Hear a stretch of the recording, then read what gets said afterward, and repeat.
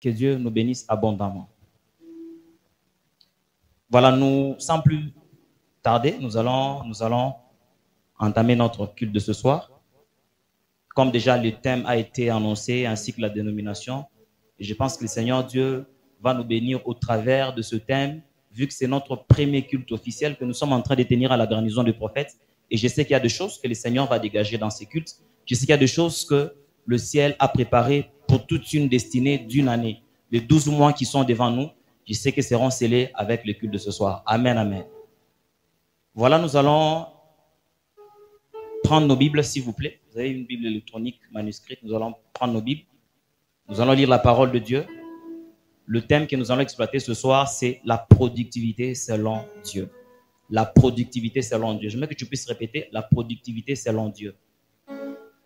Une fois de plus, la productivité selon Dieu. Voilà, nous allons prendre notre premier texte qui se trouve dans Genèse chapitre 1. Je vais faire la lecture rapide. Mais pour honorer la parole de Dieu, on peut se tenir debout, s'il vous plaît, avec tout le respect que je vous dois, afin que nous puissions faire la lecture. Nous sommes dans Genèse chapitre 1. Nous allons lire tout le chapitre, mais rapidement, soyez un peu tolérants. Genèse chapitre 1, on commence par le premier verset. L'entête du livre dit ceci. Les temps anciens de la création à Abraham. Verset 1. Au commencement, Dieu créa le ciel et la terre. La terre était informe et vide. Il y avait des ténèbres à la surface de l'abîme et l'esprit de Dieu s'émouvait au-dessus des eaux. Dieu dit que la lumière soit et la lumière fut. Dieu vit que la lumière était bonne et Dieu sépara la lumière d'avec les ténèbres. Dieu appela la lumière jour et il appela les ténèbres nuit. Ainsi, il y eut un soir, il y eut un matin, ce fut le premier jour. Dieu dit qu'il y ait une étendue entre les eaux. Et Dieu fit l'étendue et il le sépara des eaux qui sont au-dessous de l'étendue d'avec les eaux qui sont au-dessus de l'étendue. Et cela fut ainsi. Dieu appela l'étendue ciel. Ainsi, il y eut un soir, il y eut un matin, ce fut le deuxième jour. Dieu dit que les eaux qui sont au-dessous du ciel se rassemblent en un seul lieu et que le sec paraisse. Et cela fut ainsi. Dieu appela le sec terre, il appela la main des eaux mer. Dieu vit que c'était bon. J'aimerais que tu soulignes, Dieu vit que c'était bon. Alors, la Bible dit ceci. Puis Dieu dit que la terre produise de la verdure, de l'herbe portant de la sémence, des arbres fruitiers, donnant du fruit selon leur espèce, et a en eux leur sémence sur la terre. Et cela fut ainsi. La terre produisit de la verdure, de l'herbe portant de la sémence selon son espèce, et des arbres donnant du fruit, et a en eux leur sémence selon leur espèce. Dieu dit qu'il y ait des luminaires dans l'étendue du ciel pour séparer le jour d'avec la nuit, que ce soit des signes pour marquer les époques, les jours et les années, et qu'ils servent des luminaires dans l'étendue du ciel pour éclairer la terre. Et cela fut ainsi. Dieu fit les deux grands luminaires, le plus grand luminaire pour présider au jour et les plus petits luminaires pour présider à la nuit. Il fit aussi les étoiles. Dieu les plaça dans l'étendue du ciel pour éclairer la terre, pour présider au jour et la nuit, et pour séparer la lumière d'avec les ténèbres. Dieu vit que c'était bon. Est-ce qu'on peut se rasseoir et acclamer la parole de Dieu? Je vais continuer.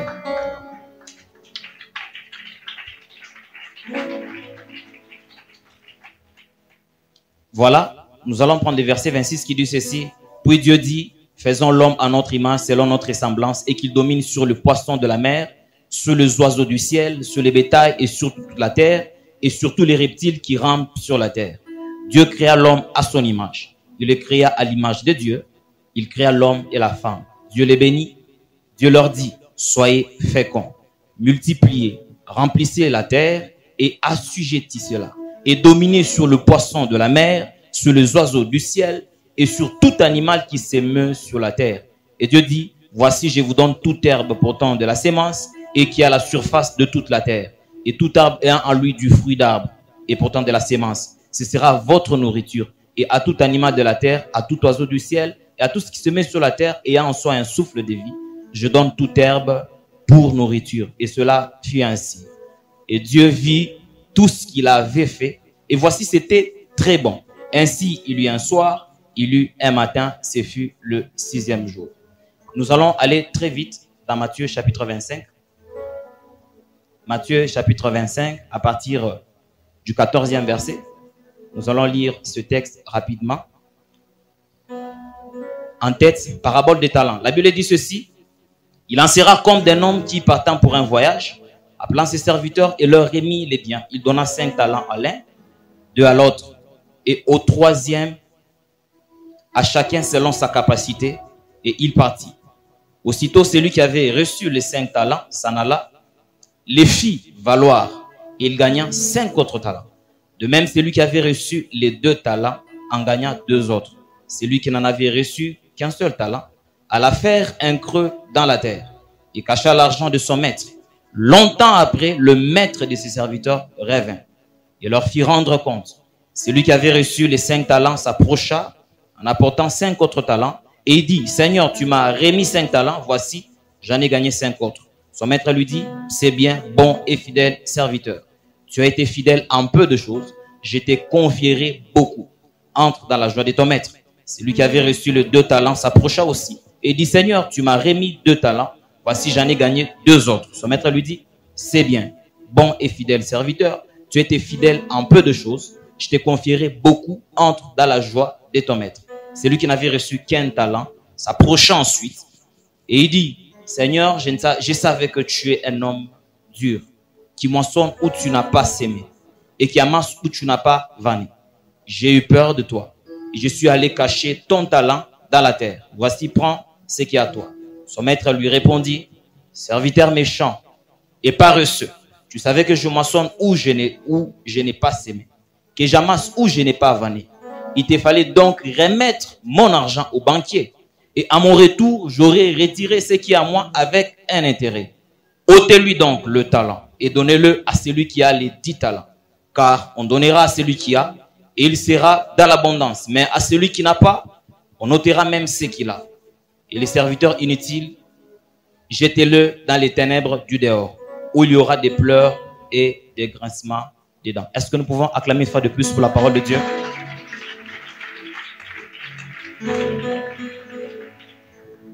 Que Dieu nous bénisse. Voilà, ce soir, nous sommes dans un culte dénommé Perspective 2023. Pourquoi on a dit Perspective 2023? Vous devez comprendre ceci. Lorsqu'on parle de perspective, d'une manière générale, c'est le fait, en fait, de pouvoir observer une situation de loin. C'est une perspective dans un sens figuré. Vous allez comprendre que certaines personnes, lorsqu'ils parlent des perspectives, ils vous diront aussi c'est une manière de voir les choses à venir en fonction du présent. Donc aujourd'hui, nous sommes le 8 janvier 2023. Ainsi, dans ces cultes, nous sommes en train de prendre l'élan et l'envol pour toute une année, c'est-à-dire toute l'année 2023. Alors pour nous, à la garnison de prophètes, tout se décide aujourd'hui dans ces cultes. Et tout est en train de prendre de la forme dans ces cultes. C'est une façon de voir. L'année a plusieurs mois, il y aura des défis, il y aura beaucoup de choses qui peuvent arriver. Alors le Seigneur nous a demandé dans ces cultes de pouvoir donner toute une pensée de toute une année. Ainsi, vous allez comprendre que le modérateur a anticipé cette année beaucoup plus chez nous ici à la garnison des prophètes. Et pour quiconque est venu dans ces cultes, ça sera un culte où ça sera une manière pour nous tous ou pour chaque personne de dire que Dieu nous attend à la productivité, à produire beaucoup de choses. Et si le Seigneur nous a envoyé ce thème, ça veut dire qu'il a observé dans notre manière d'être. Il a observé dans ta façon d'être. Il a dit qu'il y avait des choses qui ne produisaient pas en toi. Il a placé en toi des choses, des valeurs, des potentiels, mais jusque-là, qui n'avaient rien à voir avec ce que le Seigneur pouvait s'attendre. Alors aujourd'hui, nous sommes en train de prendre l'élan pour toute une année 2023. Certes, l'année 2022 a eu ses réalités. Il y a ceux-là qui ont réussi selon leur bilan et ceux aussi qui n'ont pas fait grand-chose. Certains ont atteint la moyenne et certains ont pratiquement échoué. Alors pour cela, je demanderai à chacun de nous de capter l'esprit de ces cultes, de capter l'esprit de Dieu au travers du message qui sera donné ce soir. Alors c'est quoi l'objectif si le Seigneur nous a demandé de parler sur ces choses, de nous réunir comme ça un 8 janvier pour parler de la productivité selon lui?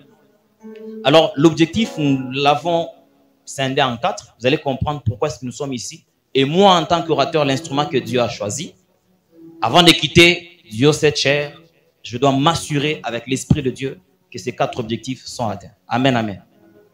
Et toi aussi, tu dois t'assurer qu'avec la prière qu'on fera, avec tout ce qui va se faire ici, tu dois être sûr que, en tout cas, l'objectif de ces cultes a été atteint. Alors, le premier objectif, c'est ce soir, avec ces cultes, avec ce thème, amener une personne que tu es, que je suis, à comprendre ce que Dieu attend de lui dans la suite des temps.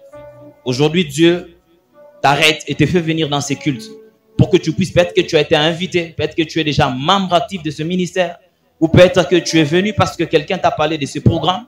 Mais tu dois savoir qu'en étant dans ces cultes, tu dois arriver à comprendre ce que le Seigneur attend de toi dans le reste de jours qui te reste à vivre sur terre, pour ne pas dire dans le reste de jours qui reste pour 2023. Ça, c'est le premier objectif. Et le deuxième objectif, c'est amener une personne à se découvrir. Découvrir les potentiels qu'il y a en toi. Découvrir ce que Dieu a déposé en toi. Découvrir les merveilles que Dieu a placées en toi et se positionner afin d'être utile pour Dieu et pour nous les hommes. Donc, tu découvres ce qu'il y a en toi et tu te dis, je me positionne par rapport à ce que le Seigneur a placé en moi. Et de cette façon-là, tu deviens utile et agréable devant Dieu et devant nous les hommes que nous sommes. Et troisième objectif de ces grands rassemblements, ce sera de faire une différence entre ce que les hommes appellent réussite ou exploit ou succès et ce que Dieu aussi appelle réussite. Parce qu'il y a une manière des hommes d'appeler, de dire réussite. Aujourd'hui, quelqu'un peut me voir et dire non, voilà, ses frères, il a réussi sa vie. Ça, c'est l'homme qui dit ça. Mais Dieu aussi a une manière de voir les choses, a une manière d'appréhender les choses. Et c'est cette manière de Dieu qui compte beaucoup plus que les avis des autres. Chers frères et sœurs, tu peux être ici. Peut-être que depuis un temps, tu t'enorgueillis par rapport à une telle situation. Et l'orgueil est venu du fait que quelqu'un t'a dit, voilà, tu as réussi la vie, tu as tout, tu as un boulot, tu as un mariage, tu as des enfants, tu es stable. Et les hommes sont en train de t'éloger en rapport avec ça. Ils te donnent des éloges et tu commences à prendre de l'orgueil. Ça, c'est pas la fin. La finalité, c'est de savoir et de comprendre, est-ce que Dieu me voit un homme ou une femme réussi ou pas? Ce qui est essentiel. Et le quatrième objectif, ça sera, après ces cultes, produire une race de chrétiens actifs et productifs. Vous allez comprendre que plus le temps est en train d'avancer, plus nous sommes en train d'avancer vers la rencontre de Jésus. Et avec tous les événements qui se passent ici dans le monde entier, vous allez comprendre que le chrétien est vu sous les plans mondiaux comme un être inutile, improductif. Voyons ces manques de chrétiens partout, dans les entreprises, dans les universités, partout où nous vivons. Quand on sait que tu es chrétien, on s'en fout.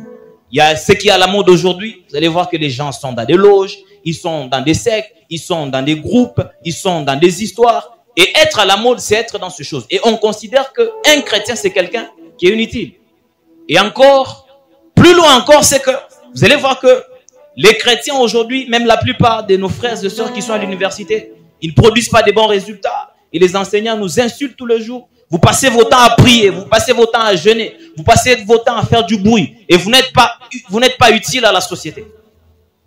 Et aujourd'hui, après ces cultes, nous voulons remettre quelqu'un à comprendre sa place dans ce monde ici. Et à réapporter la lumière de Dieu. À éclairer davantage.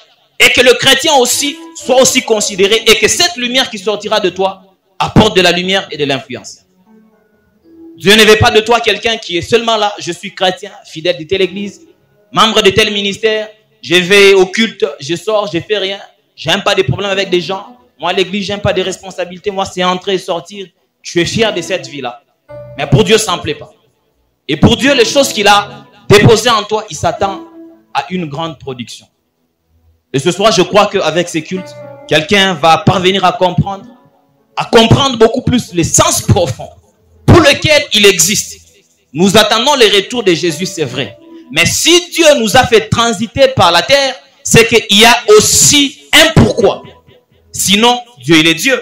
Il pouvait nous créer déjà au ciel. Il pouvait déjà te créer au ciel avec les anges. Il nous place déjà là en train de l'adorer. Mais pourquoi il a décidé que les anges restent au ciel avec lui, les 24 veillants, mais nous les hommes, vous et moi, que nous passons ou nous transitons par la terre. Et en venant sur terre, il était conscient qu'il y avait un diable qui a été précipité. Et donc, Dieu s'attend à toi à une vie active, une vie chrétienne. Pas seulement des titres, pas seulement savoir, vouloir des postes dans les églises, mais arriver à produire quelque chose qui va plaire à Dieu et qui va plaire et édifier aussi l'église de Dieu. Amen, amen. Ça, c'était l'objectif de ces cultes. Mais maintenant, j'aimerais dire à quelqu'un ce soir ceci. Lorsqu'on parle de la productivité selon Dieu, quelqu'un se pose la question, enfin, productivité, c'est quoi? Productivité, c'est quoi? Mais d'une manière simple, s'il faut que je puisse te définir ces concepts, ça veut juste dire le fait d'être productif ou le caractère de quelque chose qui est productif. Le fait d'être productif, c'est-à-dire le fait de produire, d'engendrer. Je peux aller au sens encore très large, de créer en fait. Ou le caractère de tout ce qui produit et qui amène aussi des bons résultats. Mais cependant, pourquoi est-ce que nous avons précisé la productivité selon Dieu? Existe-t-il une productivité selon les hommes et une productivité selon Dieu? Est-ce que vraiment ça existe? Ici, je suis en train de vous dire et de vous rassurer que ça existe. Ça existe. Et malheureusement, nous sommes tous dans cette confusion. Nous sommes tous pris par ce bateau. Le monde a sa façon de définir, je l'ai dit, la réussite, les succès ou la productivité.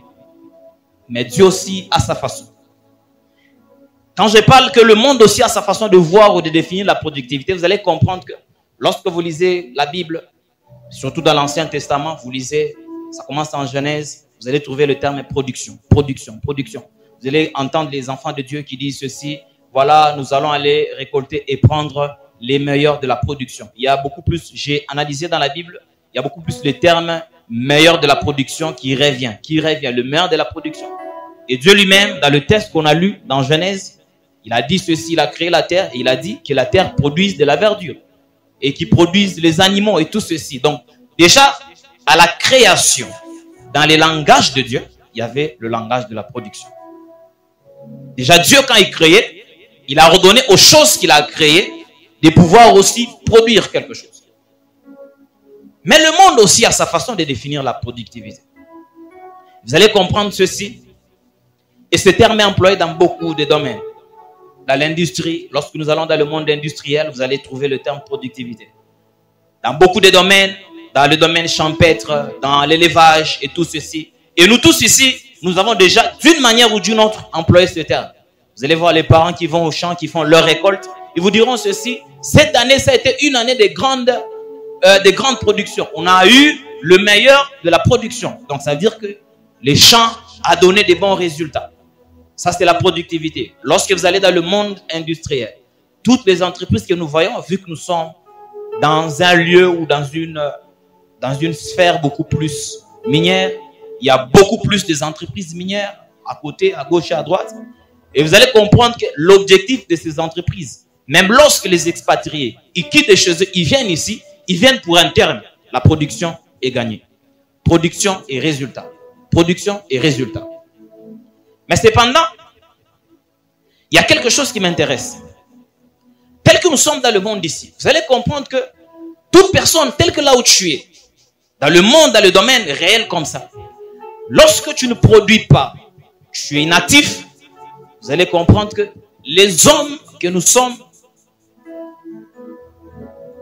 ne vont pas t'apprécier. Vous allez comprendre que tout celui qui ne produit pas, il n'a pas d'importance dans ce monde ici. Vous voyez, quand on sent que vous êtes là, mais vous n'apportez rien. À ce monde ici, à cette société, vous êtes inutile. Et les gens qui sont considérés, ce sont des gens qui font des grandes productions, ce sont des gens qui gagnent et tout ceci. Et je vais aller plus loin. Lorsque vous allez partir peut-être dans le mining à capitaux chinois, vous allez comprendre qu'ils n'ont pas besoin que tu viennes avec beaucoup de Français dire non, voilà, je suis ingénieur, j'ai fait ceci ou cela, voilà, j'ai étudié, j'ai fait Oxford, après j'ai eu un tel diplôme et tout ceci. Ce qu'ils veulent, c'est une main qui produit. Tu peux être l'ingénieur avec beaucoup de bagages. Mais quand on te met sur le terrain et quelqu'un qui n'a pas fait de longues études, et lui, il regarde qui me donne des bons résultats. Peu importe ton diplôme, peu importe le nombre d'universités que tu as fréquentées. Mais c'est lui qui sait toucher sur une chose et la chose produit quelque chose et apprécier. Donc vous allez comprendre que les gens qui ne produisent rien, Ce sont des charges de plus. Même en famille, vous allez comprendre que l'enfant qui est beaucoup plus actif, quand le père a besoin de quelque chose, non, voilà, je vais ceci ou cela, il est beaucoup apprécié. Pourquoi? Parce que déjà dans la nature de l'homme, l'homme aime ce qui produit, qui amène quelque chose. Et là où vous êtes, peu importe les domaines, peu importe tout ce que vous faites, quand ça ne donne rien, vous allez comprendre que les gens vont vous négliger parce que vous ne produisez rien, vous n'apportez rien. Alors j'aimerais préciser ici, si déjà le monde dans lequel nous sommes a horreur des gens qui ne produisent rien, que dirons-nous de Dieu qui a fait toutes ces choses? Si un chef d'entreprise ne peut pas me supporter parce que je suis presque inutile, alors que dirons-nous de Dieu qui a placé en nous le potentiel, qui nous a créé à son image comme on l'a lu, qui nous a fait à sa ressemblance? Et quand tu es là et qu'il n'y a rien qui se passe ou qui sort de toi, comment ce Dieu va-t-il réagir? Si déjà, quand tu as des amis, ils t'évitent. Pourquoi? Parce que tu n'as pas d'argent, tu n'es pas important, tu ne produis pas. Vous allez voir qu'aujourd'hui, il y a ces systèmes-là. Les gens qui sont dans les mêmes domaines, qui font des réussites et des succès selon le monde, ils s'attirent vers eux. Vous allez voir, il y a un groupe, mais quand tu veux te mêler dans ce groupe, on te dit non, tu es inutile, tu vas nous apporter quoi? Et nous sommes dans un monde de profit. Tu es là, tu produis quelque chose, tu m'amènes quelque chose, je te donne aussi quelque chose. Et là, vous allez voir que la relation sera solide. Et si les hommes ont de telles exigences, frères, sœurs, que dirons-nous du Tout-Puissant? Le Dieu qui a fait tout. Et lui-même en créant, il a commencé par cette chose. Production. Il produit la terre, il dit, voilà, je t'ai créé, produis aussi de la verdure, produis aussi telle chose, produis aussi des animaux. Que dirons-nous de Dieu? Si le monde a ses exigences, alors Dieu au ciel, quand il te voit, sa créature, son image, qu'est-ce qu'il pense lorsqu'il te trouve inactif? Vous allez le comprendre tout de suite ici. Alors, le Dieu que nous sommes en train de prier, il est aussi beaucoup plus exigeant qu'on ne peut le penser que les hommes.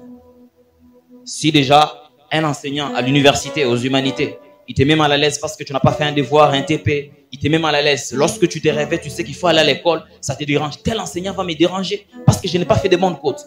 Mais Dieu, il est aussi exigeant que ça. Et si nous a réunis ce soir, bien aimés frères et sœurs, ce n'est pas pour que vous puissiez venir écouter un discours, mais c'est pour que quelque chose se passe au fond de vous. Et qu'en quittant ces lieux, vous dites, je suis maintenant utile à Dieu et aux hommes.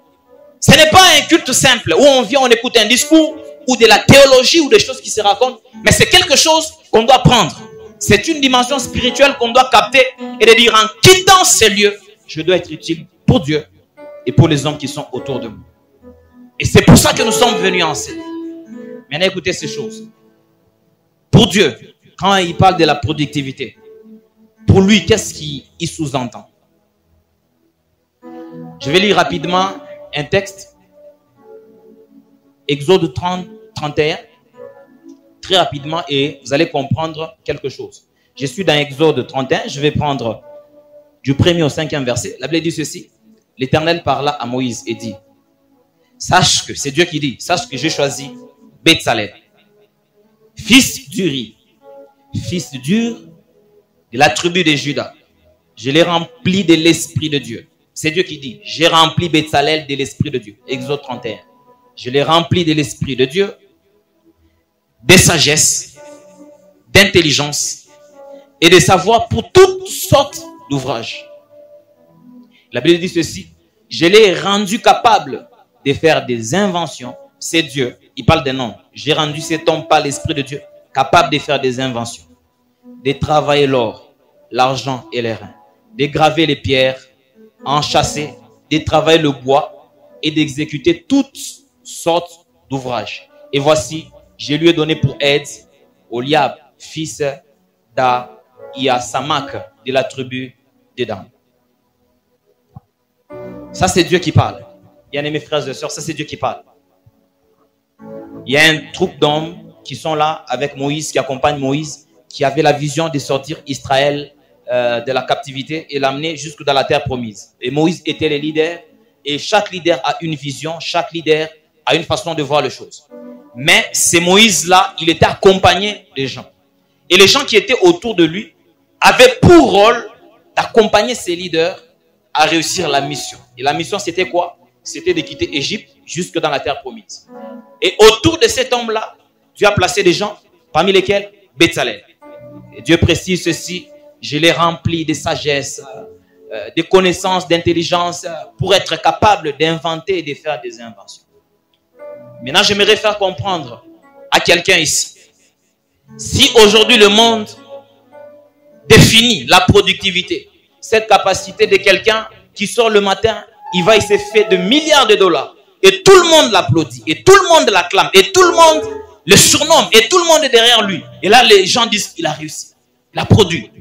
Si les hommes aujourd'hui, c'est lorsqu'on t'envoie à l'université, tu vas étudier, et à ton retour, tu rentres avec une distinction, tu rentres avec grande distinction, et les hommes acclament, et ils disent, voilà, notre fils, notre fille a produit des bons résultats, on t'acclame.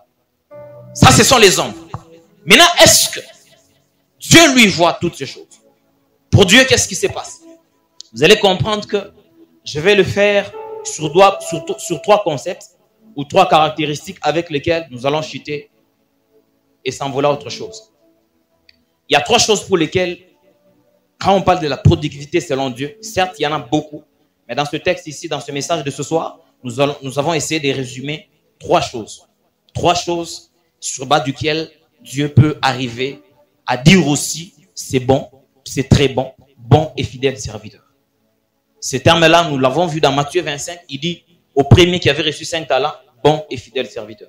À celui qui avait reçu 2 talents, parce qu'il avait multiplié, il dit bon et fidèle serviteur.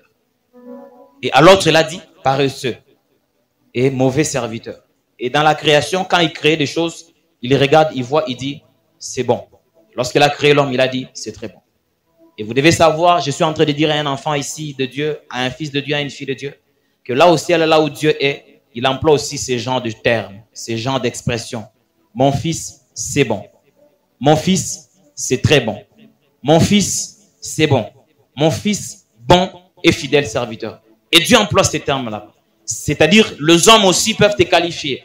Que tu as réussi la vie parce que tu as un boulot, parce que tu as beaucoup d'argent, tu as des enfants, ta famille s'agrandit. Ouais, les hommes peuvent t'écouter sur base de ça. Mais Dieu, ce soir, nous sommes venus en ces lieux ici pour comprendre qu'est-ce que Dieu pense de toutes ces choses. Et pour permettre à quelqu'un de ne pas entrer dans la confusion pour le reste de sa vie. Parce que ça coûte vraiment une éternité dans le feu. Et ce soir, nous allons essayer de voir ça. La première des choses, lorsque Dieu parle de la productivité selon lui, il voit 3 choses. La première des choses que Dieu voit, c'est le potentiel que lui-même a déposé en toi. C'est la première des choses.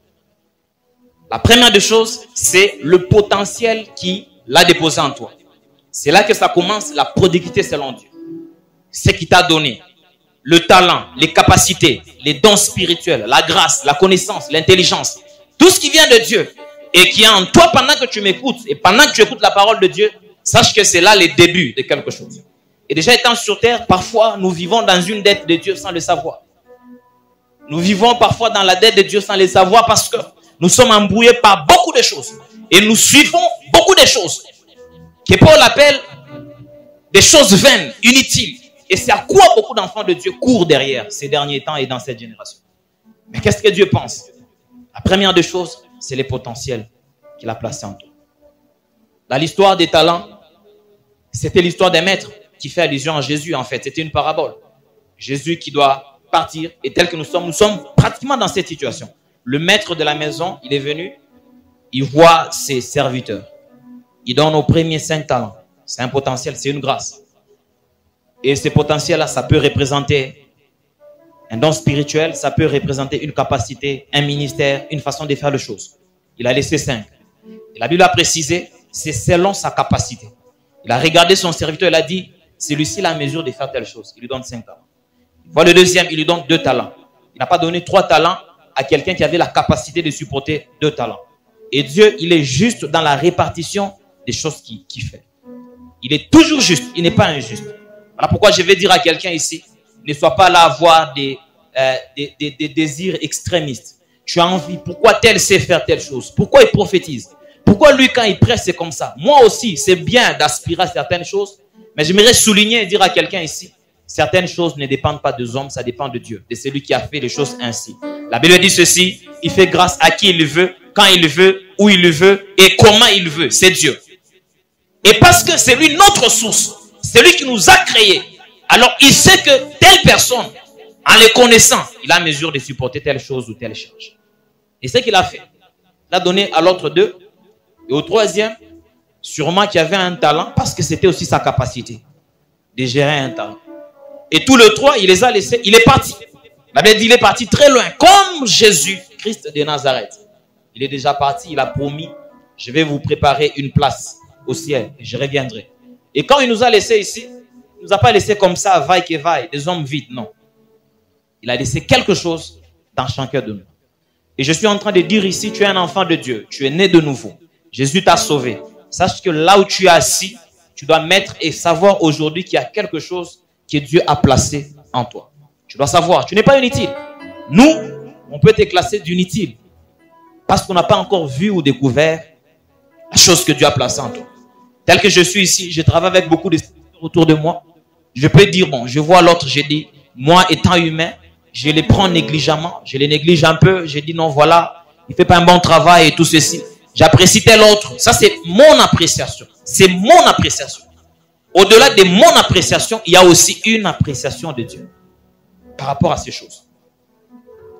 Et j'insiste, chaque personne qui est en ces lieux a quelque chose de la part de Dieu. Ce n'est pas que tu n'as pas encore découvert ça, mais je t'informe et ça doit être une préoccupation de toute ta vie. Qu'est-ce que Dieu m'a donné comme capacité? Qu'est-ce que Dieu m'a donné comme talent? Et qu'est-ce que Dieu me voit comme dette de lui? Et ça, c'est la première des choses. Et la deuxième des choses, après le potentiel, après que Dieu t'a donné le potentiel, qu'est-ce qu'il fait? Qu'est-ce qui compte dans la productivité de Dieu? C'est l'exercice de ce potentiel ou l'activité de ce potentiel. L'exercice ou l'activité de ce potentiel. Il peut se faire que tel que tu es là, tu as une grâce prophétique, c'est un potentiel. Mais jusque-là, le potentiel là, tu ne l'exerces pas. Il peut se faire que tu ne connais pas. Mais le cas biblique qui est ici, on parle des personnes qui savaient exactement ce qu'ils avaient reçu de Dieu. Tel autre savait qu'il avait 5, voilà pourquoi il l'avait utilisé. Tel autre savait qu'il avait 2, voilà pourquoi il l'avait utilisé. Et tel autre savait qu'il avait 1, il avait peur de perdre le seul talent qu'il avait. Donc, ils avaient la connaissance de ces choses. Maintenant, savoir que j'ai tel talent ou telle grâce ne suffit pas. La chose encore plus importante, c'est l'activité. Qu'est-ce que tu en fais? Qu'est-ce que tu en fais de ça? Qu'est-ce que tu en fais? Est-ce que c'est actif? Est-ce que c'est actif? Et quand Jésus peut nous surprendre tel que nous sommes ici, il nous surprend, il nous met ici à la barre, il commence à poser à chaque personne, est-ce que vraiment tu as mis en activité, en exercice, la grâce, le don que je t'ai donné, ou la capacité ou le potentiel? Certaines personnes n'ont pas de réponse parce qu'ils sont embrouillés, ils n'ont pas de repères. Et la troisième des choses, c'est ce que nous appelons les résultats. Est-ce que tu peux dire résultat? Est-ce que tu peux encore répéter résultat? Vous devez savoir ceci, que tout ce que l'homme fait, que ça soit signifiant ou insignifiant, nous attendons tous un résultat. Même après ces cultes ici, au ciel, Dieu attend un résultat de ces cultes. Tout celui qui a participé à ces cultes, qu'il soit modérateur, chantre, ceci ou cela, Dieu attend un résultat de ces cultes. Et vous devez savoir une chose. Parce que nous parlons de la productivité. Partout où on emploie le terme productivité, il y a aussi un concept qui va de pair avec lui, c'est le concept travail. Ce que Dieu a fait dans la création, c'était le travail. Il a travaillé. Et après tout travail, il y a toujours un résultat. Il y a toujours un résultat. Il y a toujours un résultat qui s'ensuit de ce travail que tu as fait. Les résultats. Et ces résultats, pour lesquels nous sommes en train de parler ici, c'est les résultats que Dieu lui-même va juger. Il va voir sur bas de ce qu'il t'avait laissé. Alors je suis en train de dire à quelqu'un, aujourd'hui nous avons commencé une nouvelle année. Lorsque nous avons reçu cette pensée, c'était parti de quoi? Moi personnellement, la vision que j'avais reçue avant de travailler sur ce thème ici, c'est que j'ai vu dans la vision une sœur, une jeune maman en fait, qui était en train de parler, et sa façon de parler, elle était en train de se lamenter. Elle s'est lamentée parce que nous étions arrivés à la fin de l'année, elle s'est lamentée. Et par la grâce de Dieu, le Seigneur m'a fait entendre, écouter ce qu'elle disait. Elle était en train de se dire, non, voilà, L'année est finie, j'ai établi beaucoup de choses, mais je n'ai pas réalisé, l'année est finie. Voilà, telle chose n'a pas fini, telle chose n'a pas fini. Je n'ai pas su atteindre ça. Et ce sont des années après année après année. Mais là, une nouvelle année vient. Une nouvelle année vient. Une nouvelle année commence. Ça va encore faire les mêmes choses. Je vais encore répéter les mêmes choses. Je commence en janvier, j'ai fini en décembre. Je n'atteins pas mes objectifs. Elle s'est lamentée. Pourquoi Dieu ne me voit pas? Pourquoi moi les choses ne tiennent pas? Pourquoi mes projets ne tiennent pas? Pourquoi moi il y a toujours des reports? Pourquoi moi j'ai vu une année comme toutes les autres années? C'est là que le Seigneur m'avait dit, fils, va pas aller sur ces choses.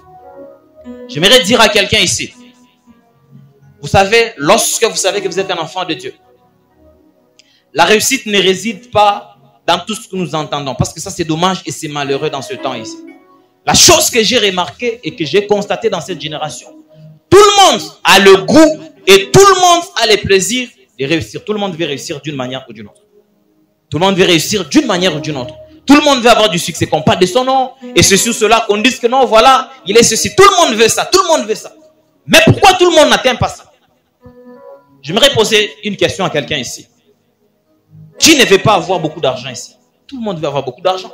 Tout le monde veut avoir beaucoup d'argent ici, étant surtout avec les besoins. Mais pourquoi tout le monde n'a pas cet argent qu'il veut? Ça, c'est une question. Il faut commencer à se poser ça. Pourquoi tu n'as pas cet argent que tu désires? Avoir d'argent, avoir les millions, avoir tout ceci. Alors, ce qui a fait que déviation qui s'est imposée. Et la déviation qui s'est imposée est telle que aujourd'hui, nous sommes en train de passer dans une génération. Et ça, c'est déplorant. Et quand le Seigneur est en train de me parler personnellement, c'est que beaucoup de gens, ils sont en Dieu. Ils s'appellent enfants de Dieu. Ils s'appellent fils de Dieu. Ils s'appellent filles de Dieu. Mais cependant, ils s'attachent à autre principe pour chercher la réussite pendant qu'ils sont en Dieu. Et c'est le plus grand problème de ma génération. Le plus grand problème. Aujourd'hui, vous voyez sur les réseaux sociaux, sur Internet, beaucoup de motivateurs. Vous allez trouver des vidéos. Comment devenir millionnaire? Comment faire ceci? Vous allez trouver des motivateurs. Comment avoir beaucoup d'argent? Comment impacter? Comment dominer sa zone? Et tous les jeunes et tous les parents sont derrière ces vidéos. Mais ils sont enfants de Dieu. Il peut être pasteur, il peut être diacre, chantre et tout ceci. Mais cependant, ils oublient que lorsque tu es enfant de Dieu et le potentiel que tu l'as reçu de Dieu, il ne réussira jamais avec les principes des hommes. Ça, c'est quelque chose que tu dois connaître. Tout ce que tu reçois de Dieu réussira avec Dieu. Tout ce que tu as reçu de Dieu, ça réussira toujours avec Dieu. Mais quand tu prends les choses que tu as reçues de Dieu, mais tu veux les annexer aux choses ou aux principes de ce monde, tu ne réussiras pas. Voilà pourquoi les gens échouent. Voilà pourquoi les gens échouent. Lorsqu'on arrive en fin d'année, on parle de la rétrospection.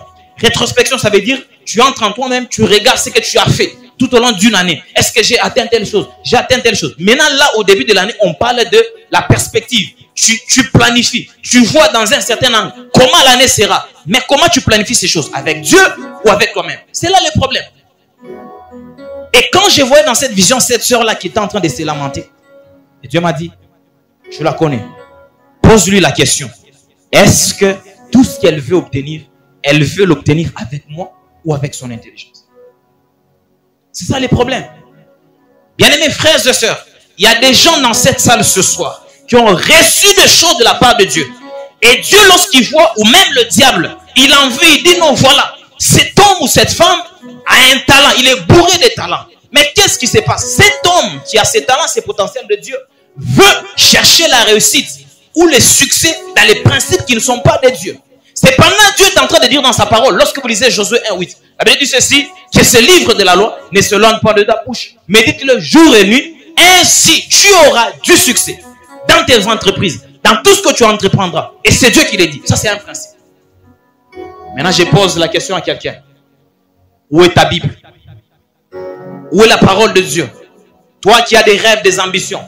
Il y a des gens qui ont des rêves. Je vais prophétiser avec précision, avec détail. Ils aiment des cultes d'impactation. Ils aiment quand il y a un grand homme de Dieu, les impose les mains. Il veut réussir. Il veut voir en esprit avec des précisions. Mais lorsque tu lui poses la question, où sont les principes de Dieu dans ce que tu recherches? Ils n'ont pas. Beaucoup de gens ne lisent pas la Bible. Beaucoup de gens n'ont pas la parole. Vous allez comprendre dans les églises, les gens s'endorment lorsque c'est l'heure de la parole de Dieu. Et le diable travaille beaucoup plus, c'est à cette période. Vous allez voir que lorsqu'il y a la louange, les gens dansent, les gens transpirent. Mais lorsque la parole de Dieu commence, tout le monde commence à s'endormir. Je vous dis, bien-aimés frères et sœurs, dans ces livres, il y a des trésors. Ça, c'est physique en fait. Et ce que nous appelons l'égos. Mais dans ces Légos, lorsque quelqu'un prend ces Légos avec un esprit de méditation, le Saint-Esprit ouvre ses yeux, il y a maintenant des rémas qui commencent à sortir. Moi, j'ai déjà vu quelqu'un, il prend sa Bible, il a des problèmes et des problèmes. Il ouvre la Bible, il tombe sur un verset. Le Saint-Esprit lui dit exactement ce que tu vis, c'est ces passages, applique ceci et il va y réussir. Pourquoi on échoue? C'est parce qu'il y a un problème de ça. On est loin de Dieu. Dieu t'a donné le potentiel, les talents, mais est-ce que tu es prêt de séduire? Tu es prêt de séduire? Est-ce que tu marches avec ces principes? Ça, c'est ça les problèmes. Tu ne réussiras pas. L'année 2023 commence aujourd'hui, bien-aimés frères et sœurs. Elle va finir. Tel que tu es, si tu ne fais pas attention avec ces choses, tu la finiras comme ça. Tu la finiras comme ça. Beaucoup de gens ont des projets. Lorsque vous entrez dans les chambres des gens et tout ceci, ils planifient cette année. Je vais faire ceci. Je vais acheter une parcelle. Je vais faire ceci. C'est bien. C'est bien. C'est bien. C'est bien de planifier. C'est pas mal. Mais la bonne planification, c'est fait avec Dieu. Ça s'est fait avec Dieu. Ça s'est fait avec Dieu. Ça s'est fait avec Dieu. Qu'on ne vous trompe pas. Et c'est comme ça. Et ce sont ces petites choses que les gens négligent. Et en négligeant ces petites choses, ça engendre des échecs générationnels. Des échecs. Des échecs. Moi, par an, j'échoue. J'avais un rêve d'une vie, d'un certain standard de vie. Je n'atteins pas. Mes fils viennent au monde. La même chose. Parce que les gens se sont déconnectés de la personne qui avait mis le potentiel qui est en eux. J'aimerais dire à quelqu'un ici, tu as un rêve de devenir un homme de valeur dans ta famille. Tu vas avoir beaucoup d'argent parce que tu te dis non, je suis le fils, l'unique garçon de chez moi, je suis l'aîné, voici ceci, ma famille traverse des moments difficiles. Tu peux te battre, tu peux aller déposer des demandes d'emploi dans tel ou tel mining ou tout ceci. Mais j'aimerais dire ici, en pesant mes mots et en mettant la parole de Dieu comme témoin, l'homme sur terre ne réussit qu'avec la chose que Dieu a placée en lui. Si tu ne fais pas travailler la chose que Dieu a placée en toi, même si on te met PDG dans une entreprise, tu ne feras rien. Tu ne feras rien. Ça, ce n'est que poussière. Tu vas passer, les choses passent. Mais les gens qui mettent en exergue les talents que tu as mis en eux, c'est de génération en génération. C'est ainsi qu'on parle d'Abraham, le père de la foi. Après Abraham, il a appliqué la foi, on a parlé d'Isaac. Isaac est passé, on a parlé de Jacob. Jacob est passé, on a parlé des 12 tribus de Juda. Et des 12 tribus de Juda, il y a un Juda qui est sorti. Et de la génération de Juda est sorti un Jésus. Et c'est Jésus-là qui est né. Il est venu dans ce monde, il a mis 12 apôtres. Et ces 12 apôtres ont emmené l'évangile jusqu'aujourd'hui en 2023. Depuis l'an 0. Pourquoi ça transcendait d'Abraham jusqu'à Jésus, jusqu'à nous? Parce que ce sont des gens qui sont restés dans les principes de Dieu. Et ça, c'est un principe. Tu peux vouloir, comment je vais telle chose pour réussir ma vie, mais la chose que Dieu a placée en toi, ça va créer une embuscade en toi. Tu vas te battre avec ça. Et vous savez, la maladie avec les Noirs, c'est que tous nos parents, je m'excuse, tous nos parents pensent que réussir la vie, c'est avec les études. Je dis encore, je m'excuse. Mais la Bible ne me dit pas ça nécessairement. Vous allez voir que chez les Blancs, tout le monde le sait. Quand on regarde un enfant, il est bourré d'un talent de footballeur. On l'oriente. École de foot. Tout petit. Quand on sent qu'il est calé dans telle chose, on l'oriente. Parce que les parents ont un œil. Et ils savent que la chose que Dieu a placée dans l'homme, c'est la chose qui attirera auprès de cet homme toutes les bénédictions et toutes les richesses qu'il lui faut. Mais beaucoup de gens s'embrouillent. C'est bien de s'embrouiller. Mais à un moment, il faut s'arrêter et dire, est-ce que ce que j'ai fait, c'est ce que Dieu attend de moi? C'est une question que chaque personne doit se poser. Sans se voiler la face, tu rentres et te dis, est-ce que Dieu me voit dans cette chose? Pourquoi il y a des gens qui ont des diplômes, des doctorats et tout ceci, mais ils ne réussissent pas la vie? Ils ne réussissent pas. Selon Dieu, produire, c'est sur base de la chose qu'il a placée en toi. J'aimerais insister sur quelque chose de très étonnant pour vous montrer qu'il y a vraiment des choses qui se passent dans cette génération. Si je prends ces stylos ici. J'ai ces stylos. Suivez bien cet exemple, vous allez comprendre beaucoup de choses. J'appelle Junior, j'ai dit, j'ai ces stylos ici, et puis j'enlève dans mon porte-monnaie, j'enlève $1 million. J'appelle Junior, j'ai dit, voilà, entre les stylos et $1 million, tu choisis quoi? Ça, tout le monde sait qu'il va choisir $1 million. Pourquoi il va choisir $1 million? Parce qu'il s'est dit, dans les $1 million, je vais acheter un stylo. N'est-ce pas? Vous comprenez le concept? Je vais acheter un stylo dans ces $1 million. $1 million. Il va prendre des $1 million. Et généralement, c'est comme ça que Dieu fait. Dieu, il peut venir comme ça, il n'a pas $1 million. Il vient te donner, il dit, Junior, prends ces stylos. Il te donne ces stylos, tu prends ces stylos. Tu vas, tu enfermes ça dans ta chambre. Tu dis, non, Dieu, je ne voulais pas ça. Je ne voulais pas ça. Tu m'as dit que je serais un grand homme de Dieu, un grand serviteur de Dieu. Mais pourquoi tu me donnes ces stylos? J'aimerais dire à quelqu'un, lorsque Dieu te donne un stylo, c'est de ces stylos-là d'où viendra les millions que tu recherches. Petit qu'est la chose que Dieu t'a donnée, c'est elle qui produira des impacts. Dieu peut te donner ces stylos. En toi, il sait qu'il y a une grâce. Tu vas écrire des livres. Avec ces stylos-là, tu vas faire telle chose, telle chose, telle chose. Mais les hommes s'embrouillent. Ils veulent déjà ce qui est grand aux yeux des hommes. Et ça, c'est la plus grande maladie. Chez Dieu, lorsque Dieu donne un talent, lorsqu'il avait donné à l'autre là un talent, Dieu lui voit ça grand.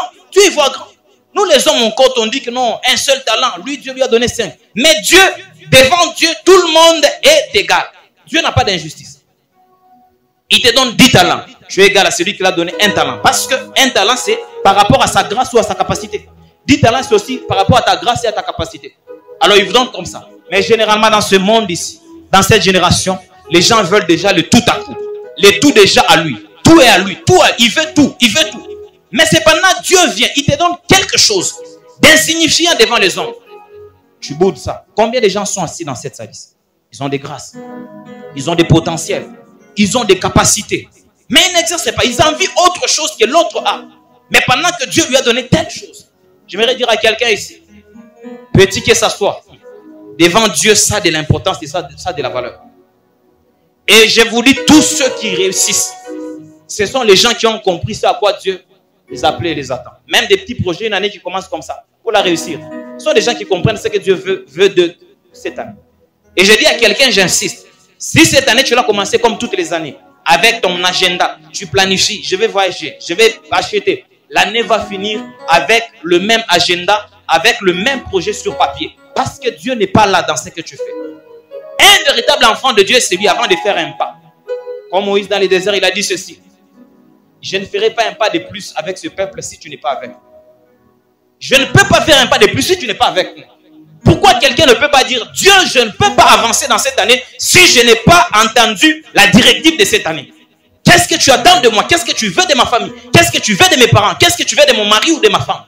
Mais tout le monde, déjà, là, nous sommes le 8, tout le monde a des projets. Cette année, je vais réaliser telle chose. Cette année, je vais me marier. Cette année, je vais payer une voiture. Cette année, je vais payer une maison.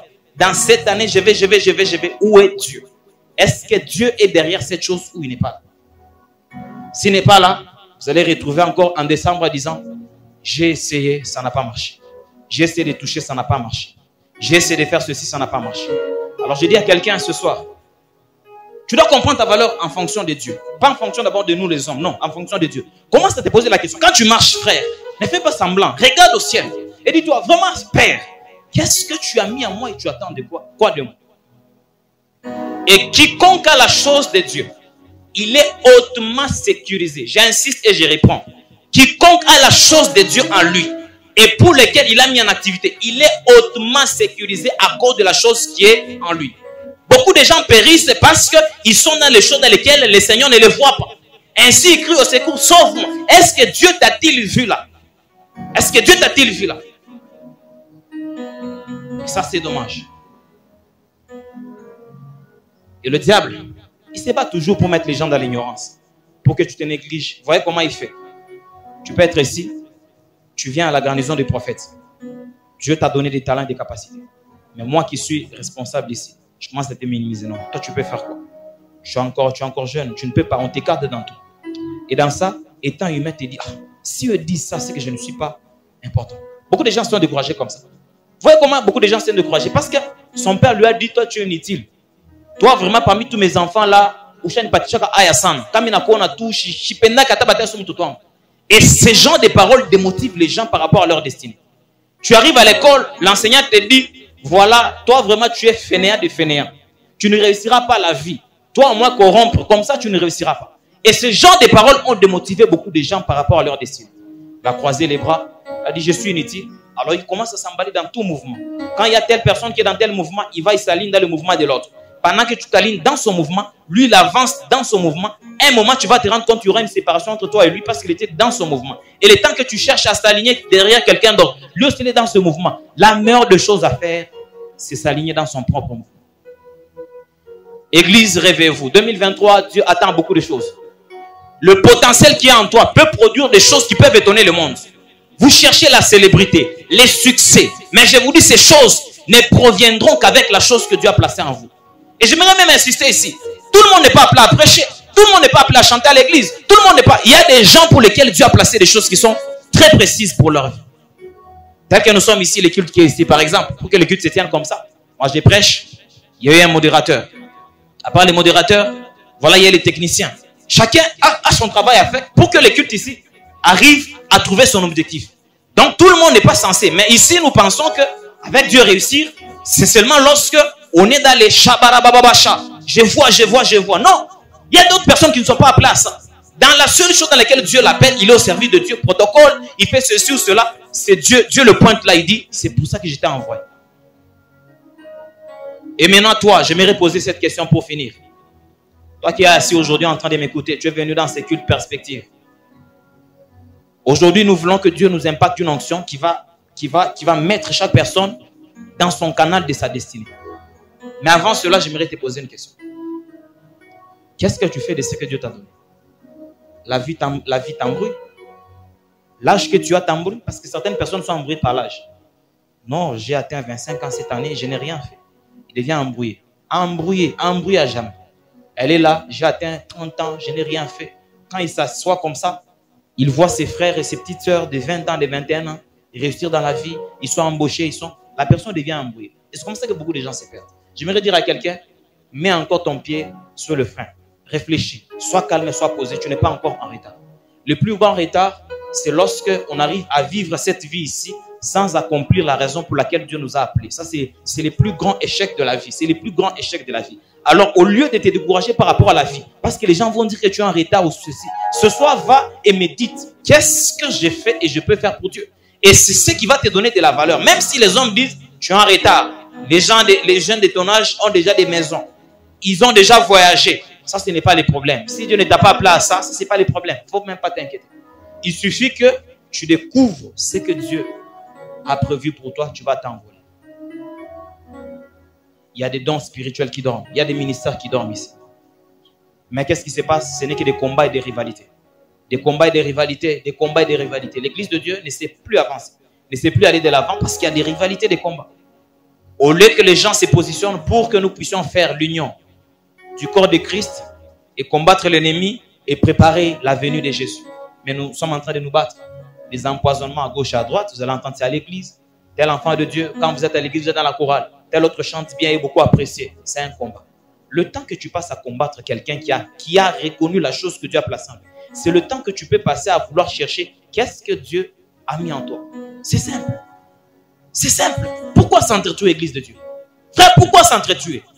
Pourquoi laisser l'ennemi comme ça nous dominer, nous ravager? Pourquoi laisser nos familles se détruire? Pendant qu'il y a des choses qui sont en nous. Et il y a des gens même plus graves qui savent c'est à quoi Dieu les a appelés. Mais ils sont assis, ils sont dans autre chose, ils font semblant. Et lorsque tu l'interpelles, il dit ceci: j'attends le temps de Dieu. J'ai fait d'abord la vie. Frère, le temps de Dieu n'existait pas.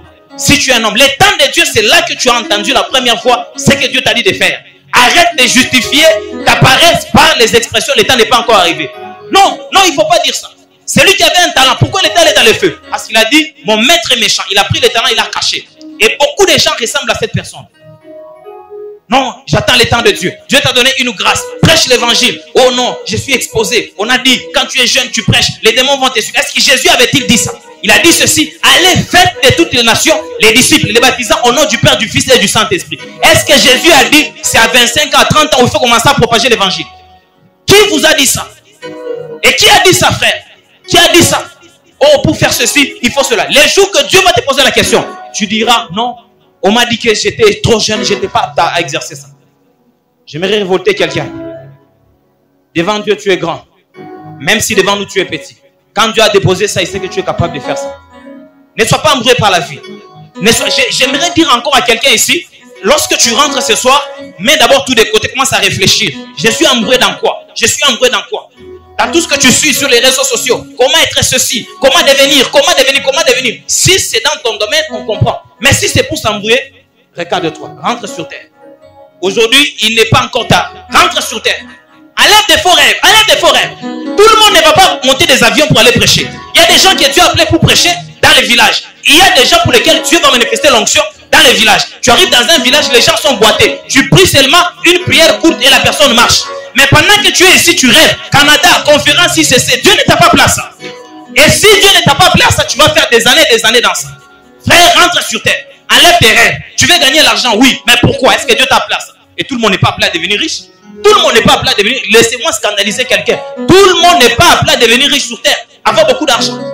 Pour certains, Dieu l'a appelé à avoir des moyens suffisants pour lui, et pour sa femme, et pour ses enfants. Et puis sert Dieu. D'où sont venus ces gens de rêves? Et ça fait que dans l'église, il y a des escrocs maintenant. Des frères qui commencent à devenir des escrocs, des menteurs. Tout ça pour se positionner devant les hommes. Bien-aimés frères, j'aimerais dire à quelqu'un ici, la cotation des hommes ne compte pas. Mais la cotation qui compte, c'est celle de Dieu. Qu'est-ce que Dieu a coté sur ta vie? Sur ce que tu as, Dieu te cote comment? Nous, on peut te dire que tu as réussi. Tu es bon, tu fais bien le travail. Mais Dieu, qu'est-ce qu'il dit? Qu'est-ce qu'il dit? Et que l'Esprit de Dieu t'interpelle ce soir. Ne gâche pas ton temps en vain. Déjà 2023, plus les années passent, plus nous nous approchons de Jésus. Et l'église actuelle doit être une église productive. J'aimerais le dire. Qui tombe dans nos conforts. Où on est, on critique tel non pas Dieu. Nous avons Dieu. Dieu ne nous attend pas à ça. Il y a des âmes qui meurent. Il y a des âmes qui sont dans des boîtes de nuit. Nous avons des amis. Mais cette année, l'église doit être productive. Les serviteurs de Dieu, les servants de Dieu, activez vos dons spirituels. Cherchez la grâce de Dieu. Positionnez-vous par rapport à ce que Dieu vous a appelé. Et ça va vous donner du succès. Je sais que dans ce pays, ou même dans ce continent, lorsqu'un enfant s'élève, il dit, Dieu m'a appelé à les servir. Tous les parents trouvent ça absurde. Mais Dieu, quand c'est à ce qui t'a appelé, lorsque tu persévères dans ça, c'est là qu'il y aura ton repos. Les repos, on les retrouve lorsqu'on est dans la chose de Dieu. Lorsqu'on est dans la pensée de Dieu et lorsqu'on est dans la destinée de Dieu. Lorsque tu es en dehors de cette destinée, tu n'auras jamais du repos. Jamais du repos. Jamais du repos. C'est ainsi qu'il y a des gens qui se battent du 1er janvier au 1er décembre, au 31 décembre. Ils se battent. Combat des familles. Combat ceci. Combat cela. Ils se battent.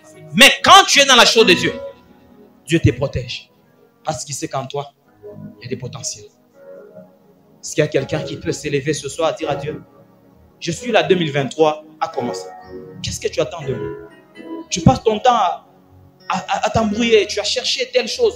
Il y a des gens qui ont essayé des affaires à investir. Il va comment investir? Comment devenir riche au Congo? Il y a des vidéos comme ça. Et les jeunes sont dans ça. Comment ceci? Ils ont des... Oh, tel jeune à 18 ans, il est devenu milliardaire. Et tout ceci, les hommes les cotent. Et puis, classement fort. Il est le premier jeune les plus friqués de l'Afrique. Les gens acclament. Mais Dieu ne voit pas ça. Au ciel, il y a une cotation. Et les anges nous observent. Et Dieu nous observe, frère. Quittez dans ce que les hommes cotent, mais soyez dans ce que Dieu cote. C'est là qu'il y a la valeur, frère. Ma soeur, c'est là qu'il y a la valeur. Laisse les gens te dédaigner, te minimiser. Mais quand pour Dieu ça va, c'est ok, c'est bon. Tu es déjà dans les bons. Quand au ciel ce soir, après avoir quitté ces cultes, le ciel dit, c'est bon et c'est très bon. Sache que tu es heureux. Et tu auras la paix. Les gens qui s'embrouillent dans le monde, ils n'ont pas la paix. Pendant que nous sommes ici, la nuit, ils ne dorment pas, ils pensent. Comment faire? Comment ajouter le capital? Comment faire? C'est pas mal de faire le commun, mais vraiment, est-ce que c'est avec Dieu que tu le fais? Comment cette année les champs vont produire? Il y a des gens qui avaient toute leur énergie là, mais Dieu ne les voit pas là. Pendant que tu vas samedi au champ, mais Dieu te voit dans une évangélisation quelque part où tu dois gagner un frère ou une soeur. Tu dis non, comment je vais gagner beaucoup d'argent? Et c'est ainsi qu'il y a des échecs en fin d'année. Recadre ton ambition, frère. Il y a beaucoup de choses pour lesquelles Dieu t'appelle. Il y a des potentiels. Et le défi le plus grand pour toi et pour ta vie cette année, c'est que tu sois dans ce que Dieu t'attend et que tu découvres ton potentiel. Tu seras heureux. Rien ne va pas te résister. Tu vois les boulots là que tu cherches, tu vas à gauche, à droite. C'est parce que parfois Dieu sait que tu n'es pas dans ce qui te voit. Mais quand tu es dans ce qui te voit, Dieu ouvre des brèches de soi-même. Sans forcer, Dieu ouvre des brèches. Sans forcer, ça vient parce que tu es sous la route de Dieu. Mais tous ceux qui ne sont pas sous la route de Dieu, ils se battent pour eux. Ils se battent. Je veux ça. Cette année, voyons les choses autrement, frère. Tu n'es pas en retard. J'ai dit à quelqu'un, tu n'es pas en retard. J'ai dit à un frère, tu n'es pas en retard. J'ai dit à une soeur, tu n'es pas en retard. Si le Saint-Esprit nous a donné ce message, c'est qu'il veut nous remettre à niveau. Nous allons tous rentrer à niveau aujourd'hui. Et vous allez voir que 2023 ne sera pas comme 2022. Et pour quelqu'un, je prophétise. Si tu étais dans la confusion, que l'Esprit de Dieu ce soir commence à ôter cette confusion. Ma soeur, si tu étais en train de t'embrouiller, que le Saint-Esprit ce soir enlève cet embrouille dans ta tête, afin que tu sois utile pour Dieu et pour les hommes. Et il y a quelque chose pour lequel Dieu t'attend. Et cette année, tu dois le réaliser. J'aimerais dire à quelqu'un, écoutez ceci. Avec Dieu, Même si tu as perdu 25 années, lorsque seulement tu te retrouves sur son chemin, il est capable de rattraper ces 25 années dans un mois, dans une seule année. C'est ainsi qu'il avait dit aux enfants d'Israël, je vais remettre les années qu'on dévorait les sauterelles. Ce sont les années où les gens étaient dans l'embrouille, où les gens étaient en train de s'embrouiller. Et Dieu, quand tu retrouves ce chemin, il commence à restituer tout. C'est pourquoi j'ai dit, tu n'es pas en retard. Vois les choses autrement, tu n'es pas en retard. C'est possible de rattraper ce retard. Et c'est possible d'être excellent. Et ce soir, avec le Saint-Esprit, ce sont des choses qui vont se passer dans ta vie. Et ce sont des choses qui vont se passer. Et l'Esprit de Dieu va aider quelqu'un à comprendre. Et je vous dis, celui qui a saisi l'esprit de ce message, le 31 décembre 2023, il dira, j'ai été heureux de participer à ces cultes parce que Dieu m'avait repositionné. Revois tes ambitions. Tu t'embrouilles, frère. Ma soeur, tu t'embrouilles, j'insiste encore. Positionne tes pieds sur terre. Rentre sur terre. Et regarde les choses avec les deux yeux. N'aie pas honte de ta vie. Tu as honte de ta vie, pourquoi? C'est ta vie. Regarde-la. Est-ce que c'est que j'ai fait? Dans ce que je suis, là où je suis, les gens avec qui je suis lié, est-ce que ce sont les gens avec qui Dieu me voit? Certaines personnes échouent parce qu'ils sont attachés aux mauvaises personnes. Ou d'autres personnes parce qu'ils sont dans des mauvais endroits, des mauvais milieux. Tout ça, tu dois connaître ça. Et ça sera le secret de ton succès. Et cette année sera une année de production. J'aimerais prier avec quelqu'un. Nous pouvons être debout, on va prier pendant ces instants. Avec tout le respect que je te dois, j'aimerais que nous puissions prier.